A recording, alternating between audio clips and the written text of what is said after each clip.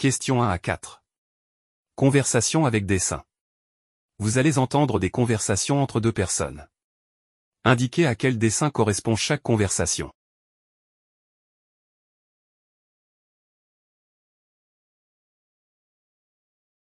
Conversation 1. Question 1.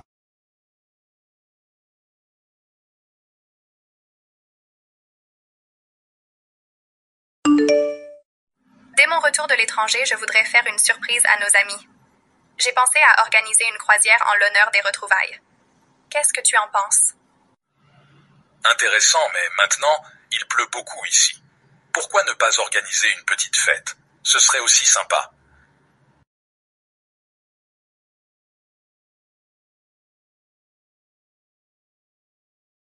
Conversation 2. Question 2.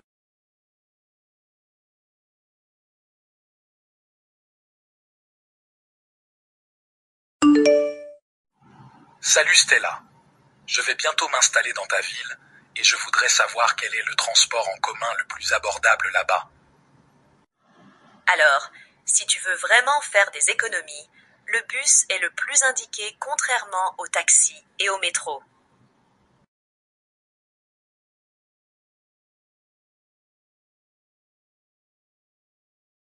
Conversation 3.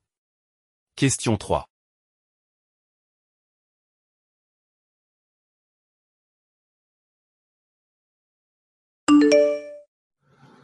Salut Stella. Ça va? Ça fait longtemps. Dis-moi, est-ce que tu as des nouvelles de Wilfried? Pas vraiment. En fait, ça fait plus d'1 an que je ne l'ai pas vu, mais aux dernières nouvelles, il travaillerait dans une grande bibliothèque de la place.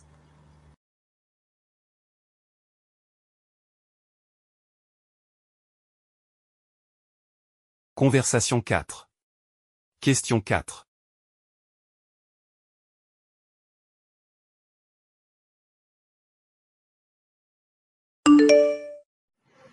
S'il te plaît, Joël. Je suis dans le quartier de Mirabel, précisément au bout de la rue Georges XII, mais j'ai complètement oublié où se trouve sa maison. En plus, je n'arrive pas à la joindre. Tu peux m'orienter, s'il te plaît? Oui, tu es déjà arrivé à destination. Regarde l'église. En face, c'est sa maison.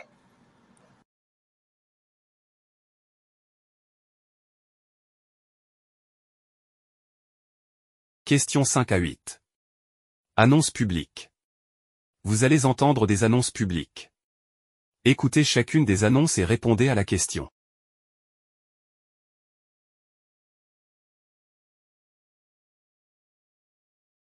Annonce 1. Question 5.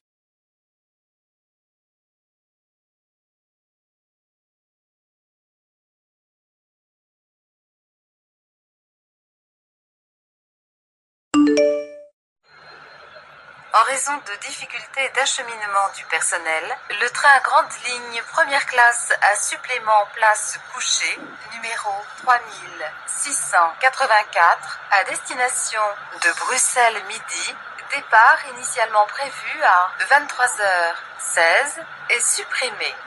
Nous vous prions d'accepter nos excuses. Merci de votre compréhension.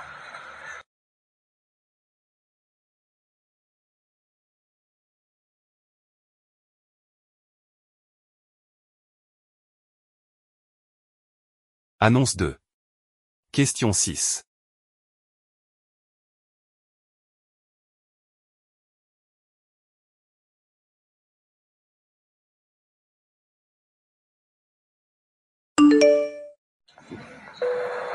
Mesdames et messieurs, nous allons atterrir dans quelques minutes. Veuillez retourner à votre place et attacher votre ceinture. Veuillez éteindre votre téléphone portable. Conservez votre ceinture attachée jusqu'à l'extinction du signal lumineux. En bas de la passerelle, avancez de quelques pas et suivez les instructions du personnel au sol. Nous espérons que vous avez passé un agréable vol en notre compagnie.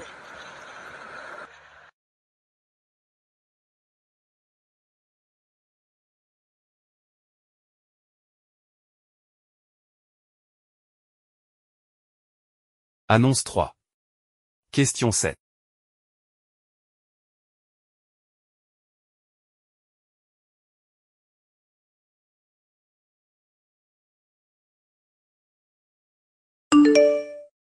Avis à tout le personnel enseignant.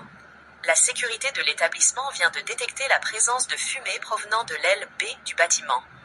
Nous vous prions d'acheminer sans délai tous les élèves vers la zone de rassemblement C en suivant scrupuleusement les consignes de sécurité. Merci pour votre prompte réaction.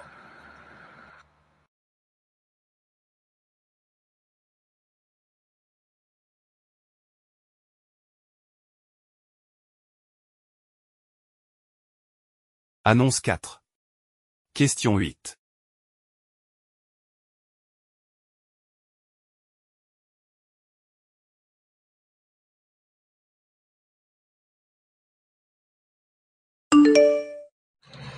Votre attention s'il vous plaît. Le spectacle va bientôt commencer. Nous vous prions d'entrer en salle, tout en restant derrière la cordelette qui est posée au sol et de ne pas toucher au projecteur. Nous vous souhaitons de passer de bons moments dans nos locaux.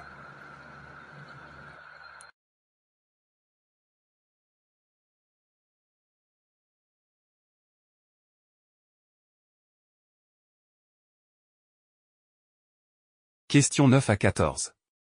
Message sur répondeur téléphonique. Vous allez entendre des messages sur répondeur. Écoutez chaque message et répondez à la question.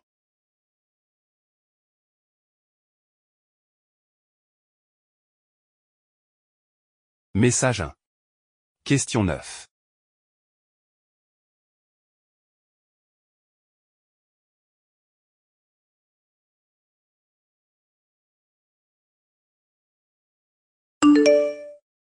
Salut Maurice, c'est Pierrot. Je vais sur Paris demain soir pour des raisons professionnelles. J'en aurai pour 3 jours exactement. Est-ce que c'est possible que tu gardes mon chat pendant cette période? Réponds-moi vite.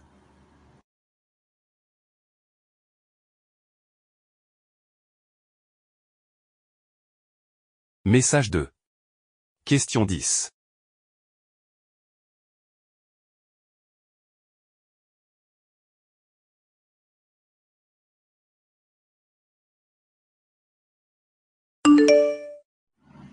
Je vous appelle de la part du salon de coiffure La Pureté. Savez-vous qu'actuellement La Pureté offre 15% de réduction sur tous les soins de beauté? Profitez-en vite.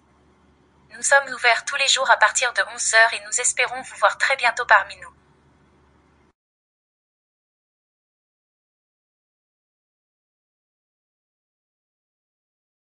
Message 3.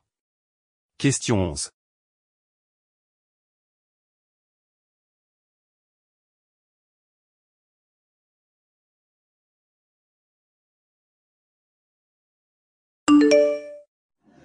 Salut Pascal, c'est Justine. Tu vas bien ce matin? Est-ce que tu peux te joindre à nous demain vers 16 h après ton cours d'espagnol? En fait, Stella, Maëlle et moi avons pensé à offrir un cadeau commun à grand-mère pour son anniversaire. Rappelle-moi vite.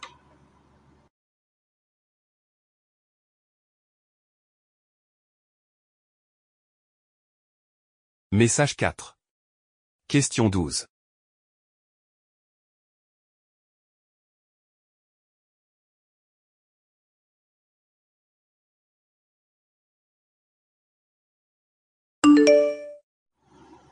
Monsieur Blériot, Monsieur Brandt à l'appareil. Jusqu'ici, mon véhicule n'a pas encore été livré. Ça fait déjà 3 jours de retard de livraison. Veuillez me rappeler urgemment pour régler ce problème.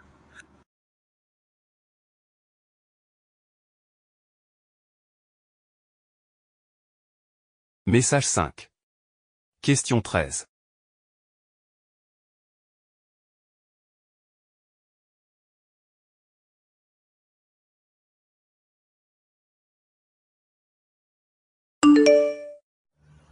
Salut Jeanne.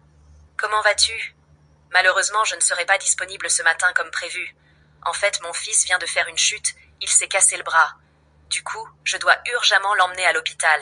On se verra plus tard.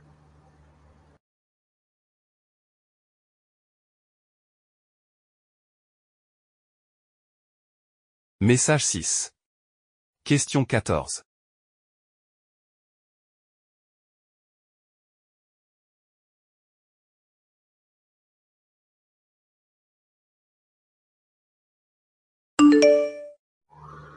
Bonjour. Vous avez récemment déposé votre candidature pour un poste de technicien de surface au sein de la société Cartex et compagnie. À cet effet, serez-vous disponible pour un entretien le vendredi 20 décembre? Merci de confirmer votre présence auprès de notre secrétaire au 09 60 56 34 32.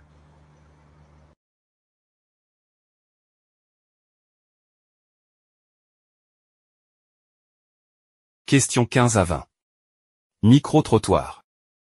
Micro-trottoir 1. Vous allez entendre 3 personnes répondre à la question suivante. Pourriez-vous vivre chez vos parents après l'âge de 25 ans? Indiquez si la personne interrogée A. Pourrait le faire sans difficulté. B. Pourrait le faire mais uniquement par contrainte. C.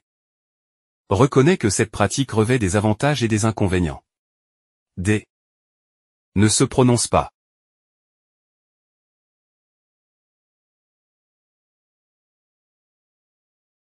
Personne 1. Question 15.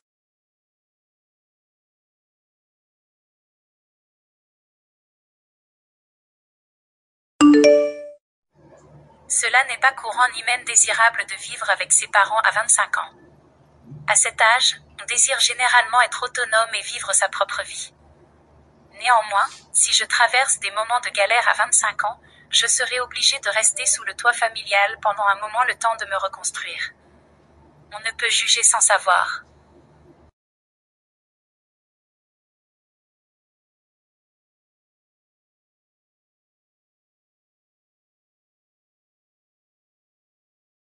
Personne 2. Question 16.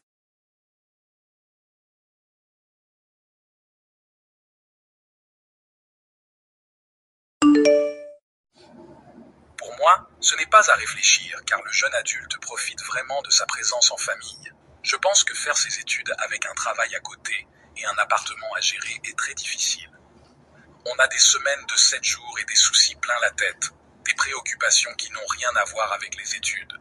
Certains réussissent, mais force est de constater que le travail étudiant n'aide pas du tout à réussir ses études, à avoir le temps, l'énergie et la disponibilité nécessaires pour passer par exemple des concours ou réussir à ses examens.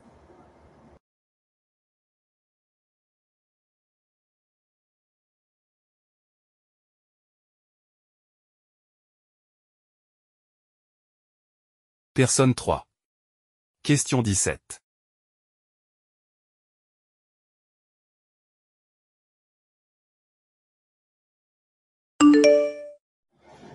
Vivre chez ses parents n'est pas une tare, c'est culturel, et je m'aligne très bien avec ma culture et mes traditions.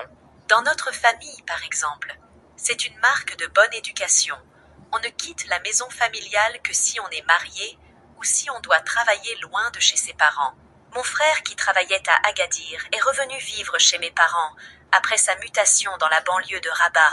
Il a 38 ans et n'est pas encore marié.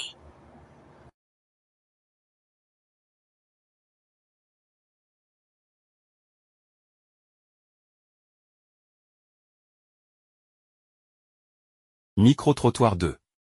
Vous allez entendre 3 personnes répondre à la question suivante. Êtes-vous d'accord qu'Internet rend les gens solitaires? Indiquez si la personne interrogée A. Est totalement d'accord avec cette affirmation. B. Est totalement contre cette affirmation. C. Reconnaît qu'Internet peut rapprocher ou isoler. D. Ne se prononce pas.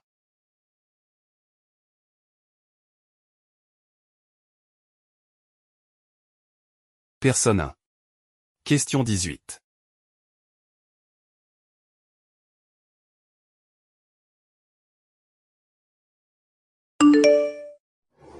Internet constituerait un facteur d'isolement social pour de nombreux individus. En fait, de plus en plus de gens passent des heures à surfer pour y effectuer des recherches, y travailler. Même au travail, ils sont seuls en raison du travail à distance. Les travailleurs ne sont plus regroupés dans un lieu commun. Certains travaillent ensemble durant des mois, des années, sans jamais se rencontrer. Ils échangent des courriels, se parlent au téléphone, communiquent via des réseaux internes.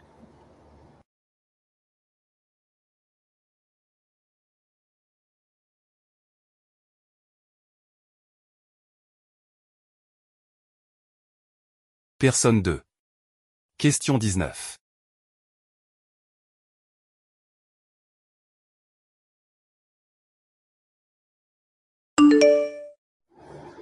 Internet peut être utilisé comme un moyen de communication qui nous permet de rester en contact avec nos amis et contacts du monde entier.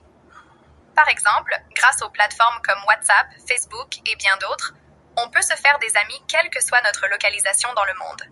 Donc, je ne pense pas qu'Internet soit une source d'isolement.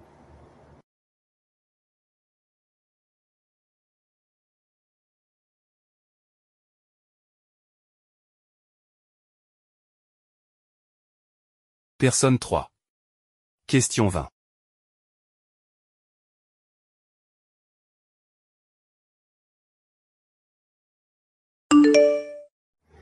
Internet offre un moyen très polyvalent de communiquer avec vos connaissances. Par exemple, depuis que je vis ici, je suis en permanente communication avec les membres de ma famille. Cependant, certaines activités sur la toile sont addictives, ce qui peut aussi nous isoler. Imaginez une personne qui passe ses journées sur Facebook à voir des films. Elle n'a pas de temps pour socialiser.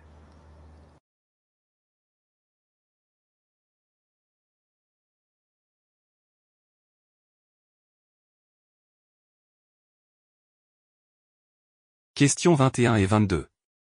Chronique radio. Vous allez entendre 2 chroniques diffusées à la radio. Écoutez chaque chronique et répondez à la question.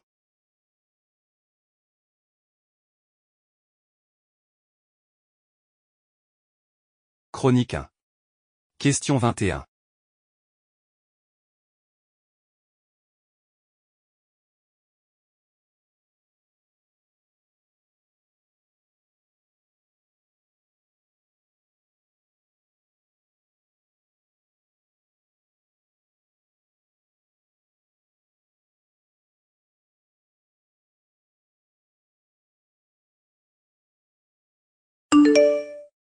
Tous ceux qui sont déjà allés au Japon le savent, impossible de ne pas remarquer ces innombrables distributeurs automatiques, de boissons notamment, qui fleurissent à tous les coins de rue, parfois alignés les uns à côté des autres. Ils sont partout.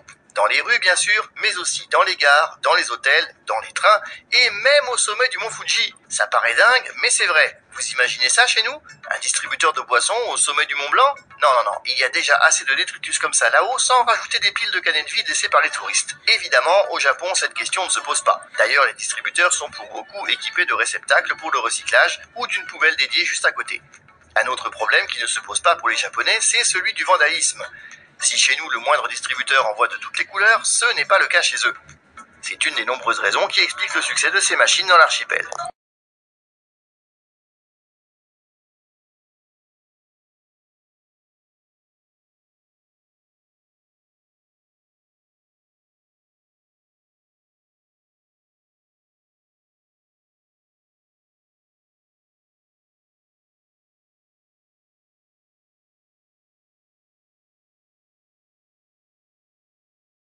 Question 22.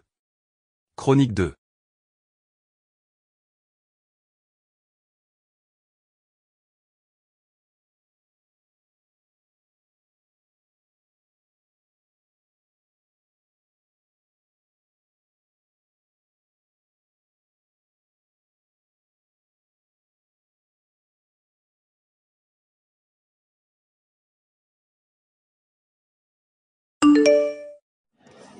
Le marché du soutien scolaire ne faiblit pas. Les familles sont prêtes à consacrer un budget conséquent pour assurer la réussite de leurs enfants dans un contexte de défiance envers l'éducation nationale, de dégradation du niveau scolaire et de creusement des inégalités. Grâce à l'élargissement de l'offre et au développement de nouveaux concepts, les leaders du soutien scolaire ont vu leur chiffre d'affaires progresser de près de 5% par an depuis 2012. Une dynamique qui se poursuivra au rythme de l'augmentation du nombre d'élèves du second degré, principale cible des entreprises. Et c'est sans compter sur l'amélioration du pouvoir d'achat et les avantages fiscaux liés au CESU qui viendront soutenir les dépenses des parents. Au total, le marché adressable est estimé à 2,1 milliards d'euros. Avec un bémol, le travail au noir représente encore entre 70 et 80% du marché.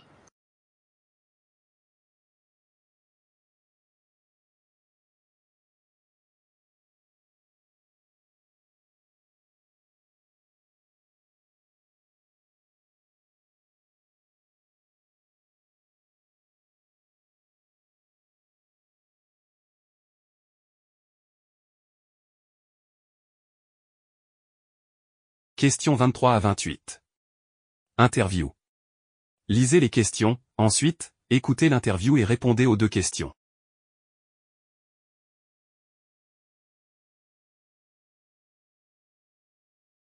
Interview 1. Questions 23 et 24.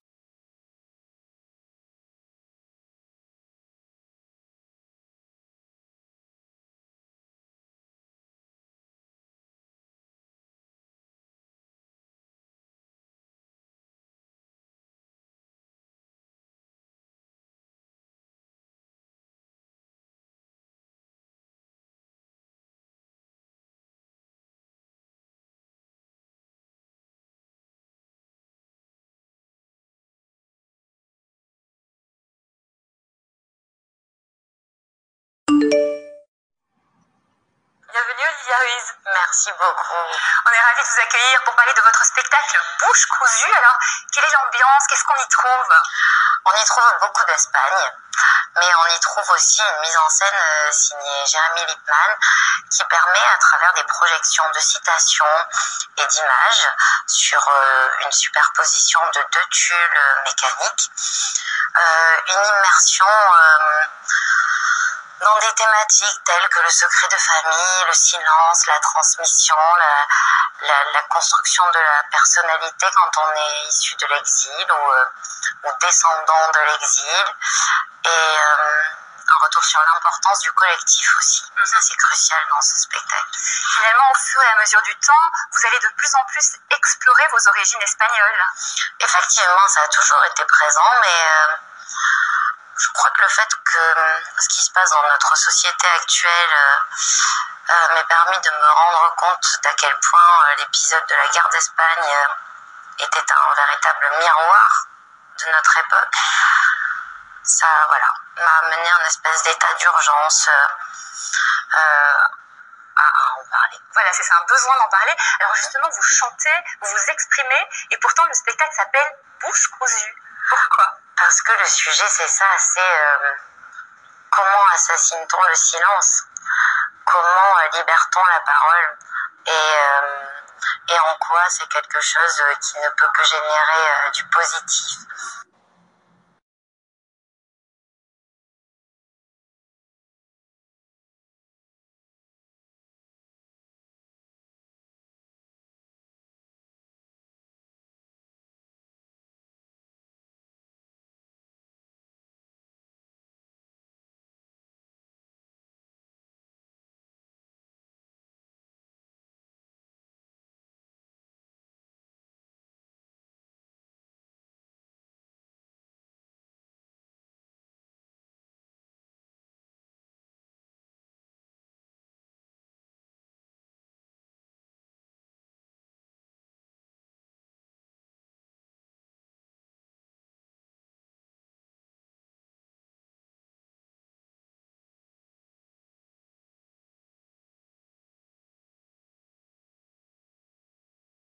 Interview 2.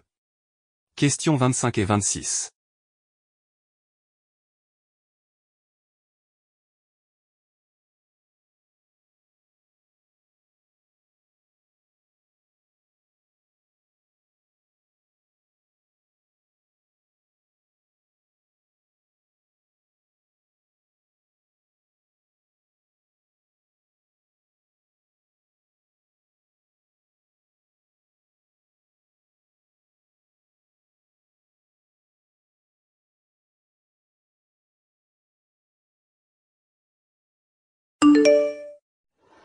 Bonjour Sylvain Maillard. Bonjour. Le plan santé du gouvernement, des détails donnés par le Premier ministre Gabriel Attal. On en sait donc plus sur la taxe lapin. Sanction de 5 € si un rendez-vous n'est pas honoré, s'il n'est pas annulé 24 heures à l'avance. 5 € au profit du médecin. Ce sera à lui de les demander aux patients.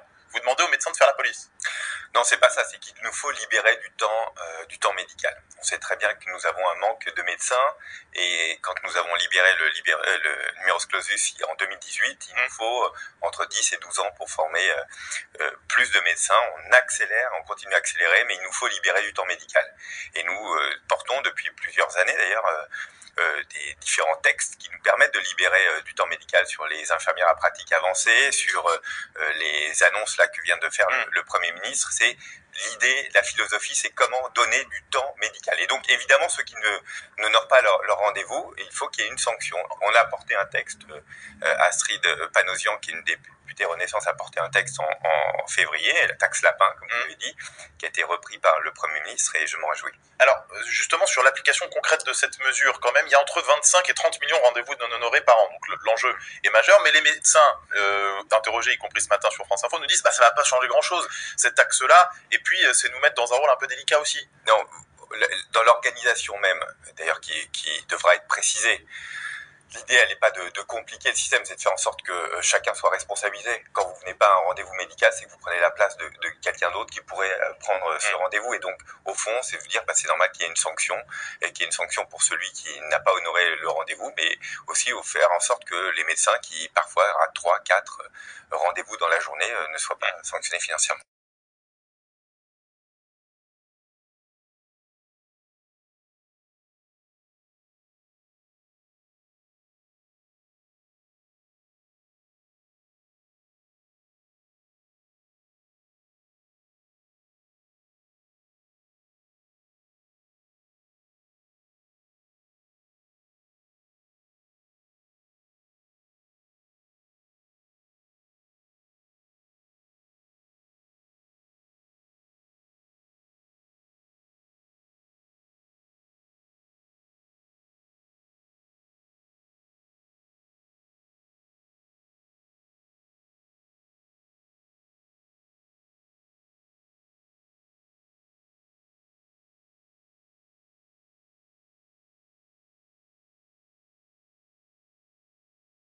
Interview 3. Questions 27 et 28.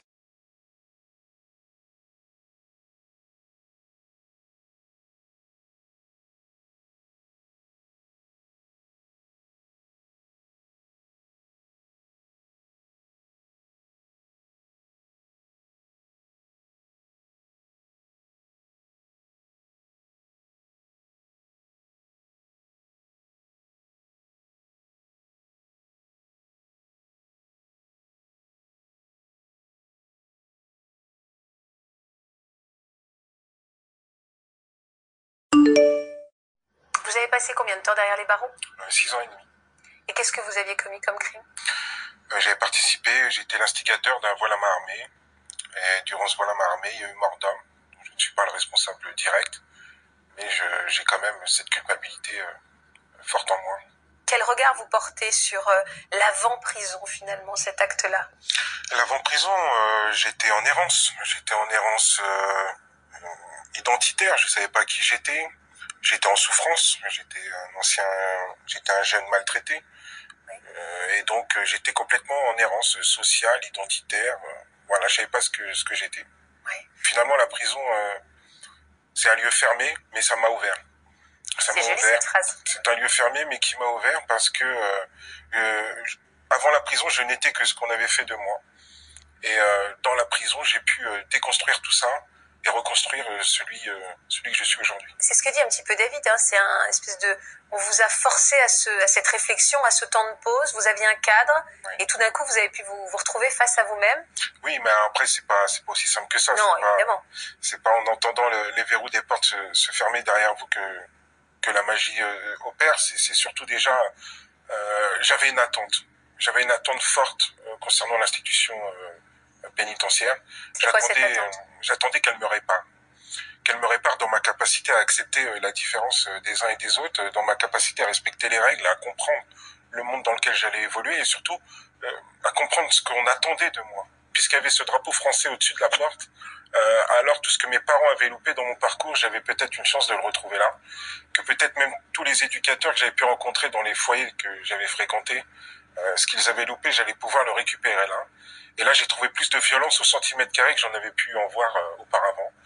J'ai trouvé que tout ce qui était interdit à l'extérieur, eh bien là, c'était omniprésent. Et donc ça m'a cueilli, si je puis dire.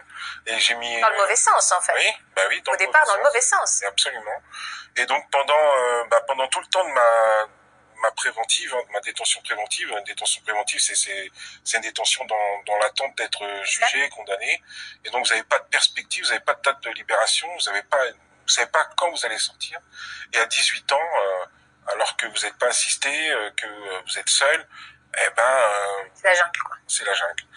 Et donc j'ai commis plus d'actes de violence en prison que j'ai pu en commettre à l'extérieur.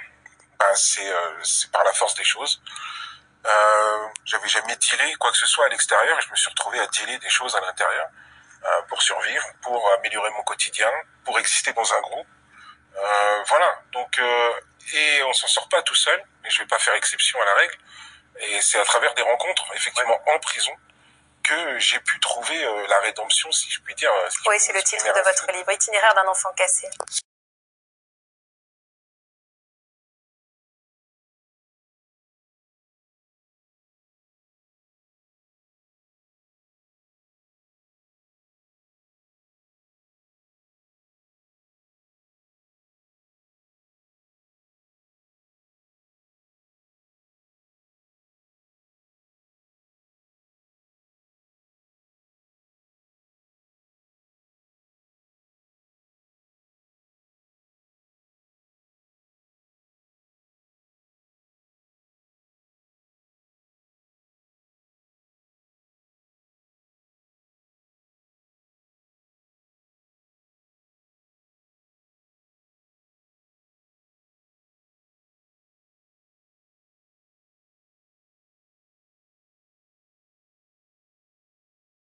Questions 29 et 30.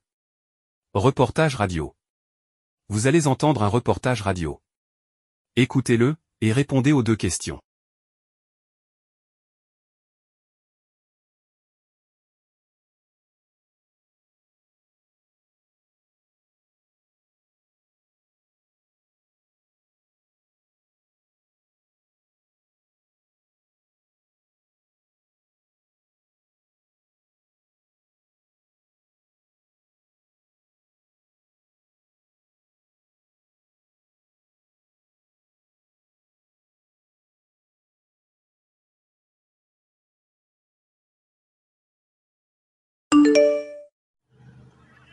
Il y en a quelques-uns qui sont très intéressants. Nelson Almeida travaille pour les Girondins de Bordeaux depuis plusieurs années. Il a l'œil pour détecter les talents. Comme une quarantaine d'autres recruteurs de clubs français et étrangers, il a répondu à l'invitation de l'application Foodsider qui organisait déjà sa 5e journée de détection depuis sa création. Ce qui est bien sur ce genre d'événement, on a une visibilité sur pas mal de joueurs. Ça peut être un tremplin. Pour certains, ça le sera, c'est une certitude. Face aux recruteurs, ils étaient une centaine à tenter de se faire remarquer sur un terrain de l'Est parisien. Ibrahima a fait tout ce qu'il a pu. Arrivé de Côte d'Ivoire il y a un peu plus d'1 an, il joue sans licence en Ile-de-France et se cherche un nouveau point de chute. J'ai venu faire essai maintenant pour tenter ma chance. C'était bien passé. Moi, mon rêve, quel club qui veut de moi, j'ai pas de soucis. Ces journées de détection sont l'un des piliers du fonctionnement de Foodsider, une application lancée début 2023, dont Riyad Mouib est l'un des cofondateurs. Ce projet-là, il vient d'un constat depuis plusieurs années où se posait la question comment faire pour aider les jeunes joueurs de football à multiplier leurs chances pour essayer d'être repérés, mais aussi aider les jeunes joueurs à trouver des clubs vraiment près de chez soi. La star Ronaldinho et l'international algérien Yassine Brahimi sont aussi cofondateurs de ce réseau social qui a déjà séduit 125 000 utilisateurs et 1500 clubs professionnels ou amateurs. Présent lors de la journée de détection, Gabriel, 17 ans, a tout de suite été emballé. C'est simple, en gros, c'est une application, on peut mettre des vidéos de soi. Moi, je suis défenseur central, donc je peux mettre des relances, des interceptions, mais si on attaque, on peut mettre ses buts. En fait, plein de vidéos de soi qui nous mettent en valeur. Et après, il y a des gens qui sont dans la cellule de recrutement pour voir après quel profil peut être intéressant. C'est une porte en plus, en fait. Un nouveau moyen de se démarquer dans un univers ultra concurrentiel.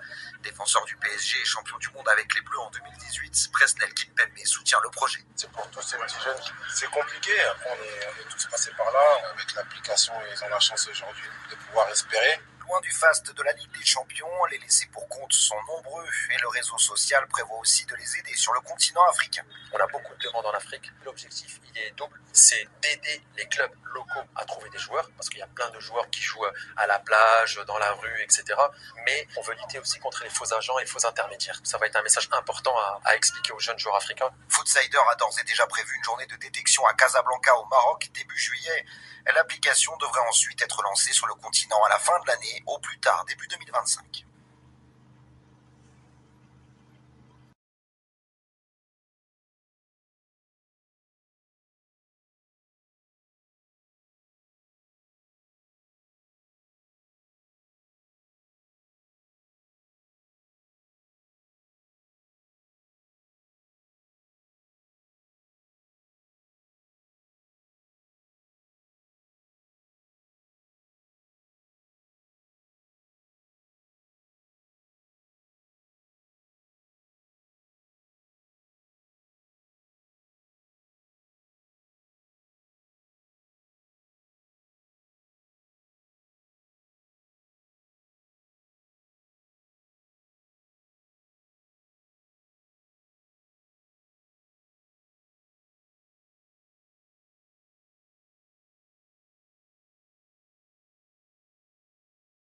Questions 31 à 40. Documents audio divers. Vous allez entendre divers documents audio. Écoutez chaque message et répondez à la question.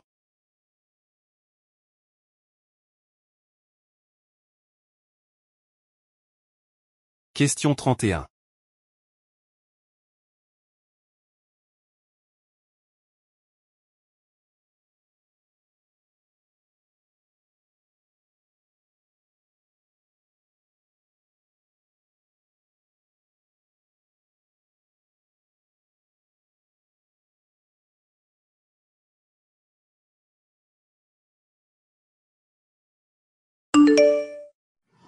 Améliorer les conditions de vie et de travail de ses soignants, voici l'objectif que se fixe la PHP.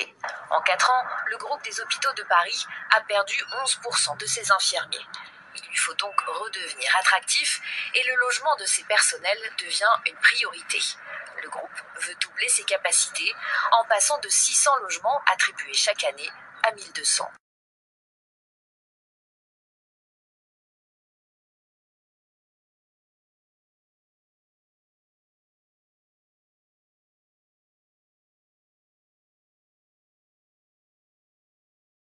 Question 32.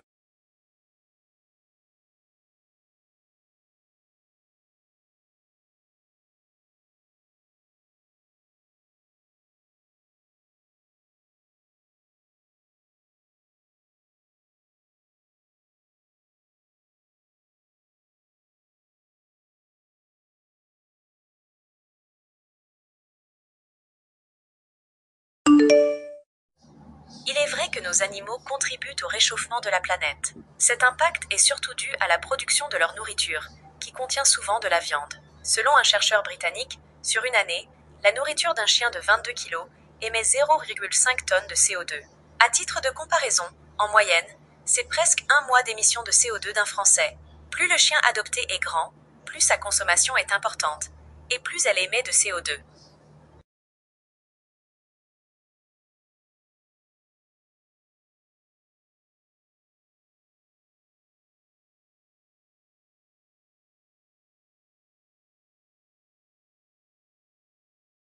Question 33.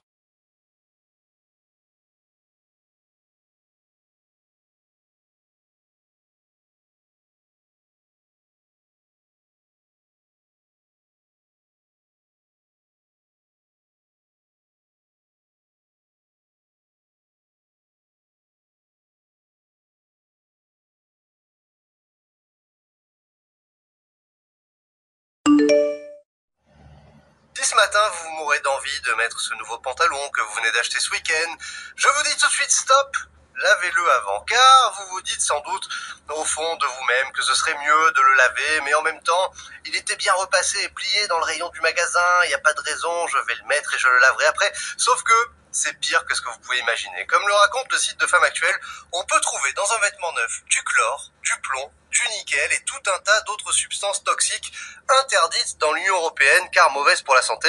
Le problème, c'est que ces substances, elles sont pas interdites partout dans le monde et que vos vêtements, eh bien, viennent finalement assez rarement de l'Union européenne.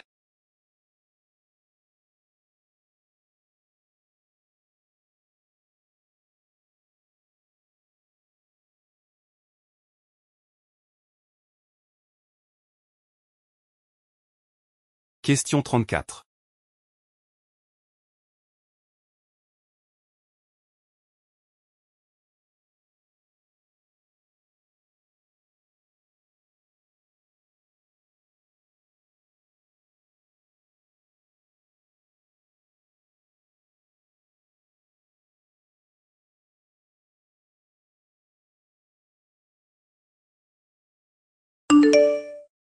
L'architecte colombien Manuel Villa a conçu une petite maison dans la cour arrière d'une maison principale dans la banlieue de Bogota. Conçue spécialement comme une aire de jeu pour les parents et les jeunes enfants, la petite maison en forme de nid d'abeille semble avoir atterri dans les bois depuis l'espace. Son pont avant semble s'être ouvert loin de la structure principale, créant l'illusion qu'un panneau latéral de la maison s'ouvre sur la structure principale, comme une porte de vaisseau spatial. Le mur ouvert est en verre, pour une vue panoramique sur les bois, et à l'intérieur, il peut servir d'aire de jeu, de bureau, de salon, de salle à manger, ou même de chambre d'amis.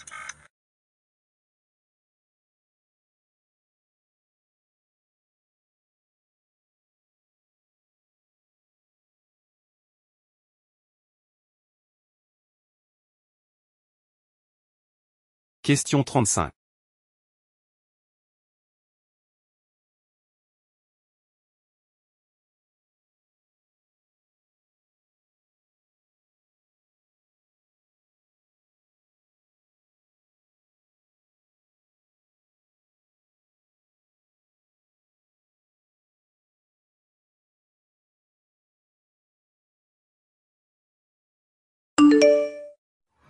Si le plastique est devenu si populaire, c'est parce que ce matériau combine plusieurs qualités. Il est malléable, léger, robuste et résiste aux intempéries et à la plupart des agents chimiques. Mais ces qualités sont aujourd'hui un problème du point de vue environnemental, car les milliards de tonnes de déchets plastiques non recyclables qui se retrouvent dans la nature prennent des siècles à se dégrader. Cependant, des chercheurs de l'École polytechnique fédérale de Lausanne, dirigés par le professeur Jérémy Lutherbacher, annoncent avoir réussi à contourner ce problème. Fabriqué à partir de déchets végétaux, leur plastique est extrêmement solide, peut être recyclé chimiquement ou bien se dégrader en sucres inoffensifs dans l'environnement.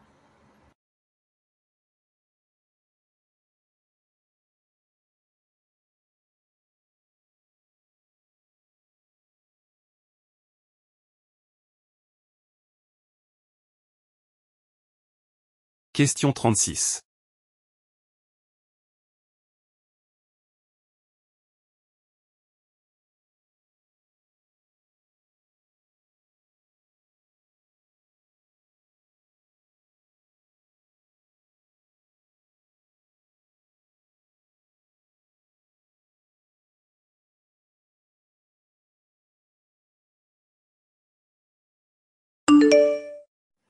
En Irlande, le nombre d'insectes volants, espèce incontournable pour la survie des écosystèmes, a régressé de plus de 70% sur une période d'environ 40 ans, sans que les chercheurs ne puissent déceler la cause avec exactitude.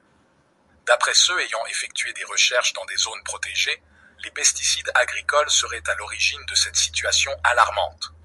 Leur rapport soutient clairement que cette diminution drastique a été observée, quels que soient les changements météorologiques et le type d'exploitation des sols.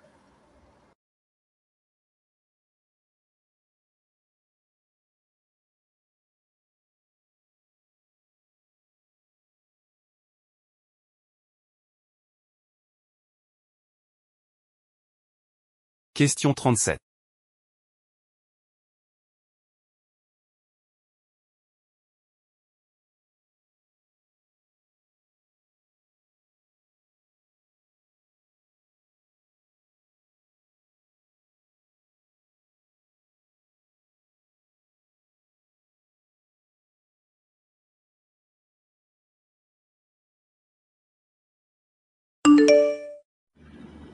Le cardinal de Richelieu a passé sa vie à rassembler des livres, manuscrits et imprimés pour constituer l'une des plus belles bibliothèques du XVIIe siècle. En Île-de-France, Amandine a elle aussi une très belle bibliothèque, à ciel ouvert la sienne et sur roulette. À l'aide de son triporteur, le savoir et la connaissance se rendent au plus près des habitants des villes et des campagnes alentours.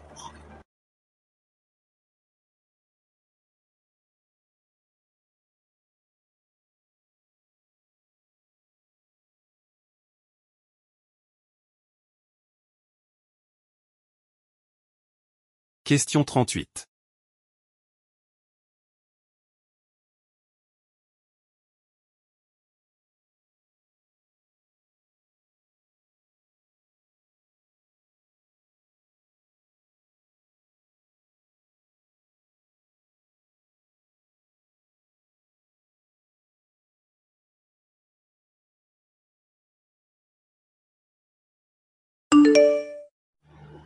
Certains d'entre nous auraient-ils génétiquement plus de chances de réagir à l'aluminium des vaccins? L'hypothèse avait déjà été posée. Aujourd'hui, le professeur Romain Guérardi la renforce.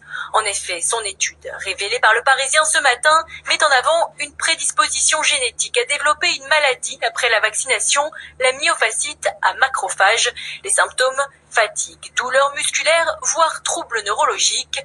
Une lésion déclenchée pour certains par l'aluminium utilisé comme adjuvant, c'est-à-dire un composant qui stimule la production d'anticorps. Grâce à lui, le vaccin est plus efficace plus longtemps et il évite de multiplier les injections. Mais pour certains, cet adjuvant pourrait être remplacé.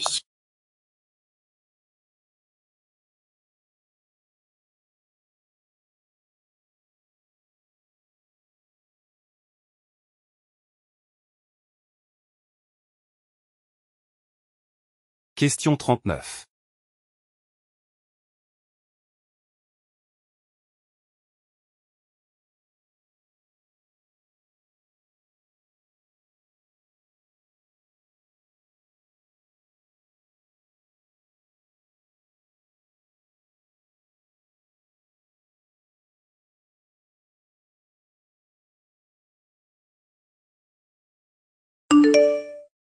C'est une course contre le froid, un combat de chaque instant et l'errance durant plusieurs heures pour ces sans-abri.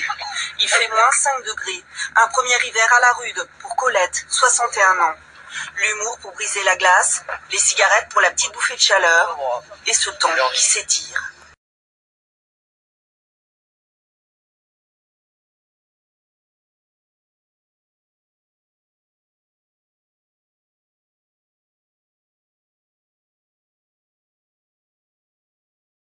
Question 40.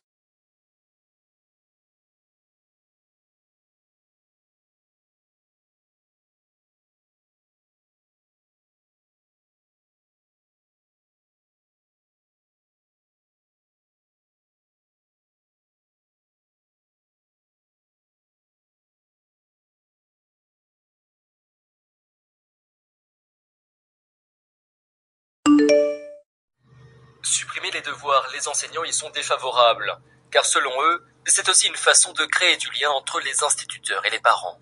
Réviser des tables de multiplication, par contre, parler d'un exposé qu'on devra faire dans les jours à venir, voilà un objet de dialogue qui est important et qui maintient justement cette relation indispensable entre l'école et la famille. Les devoirs à la maison, une exception française, d'autant plus si l'on considère que les journées de nos enfants à l'école font partie des plus longues au monde.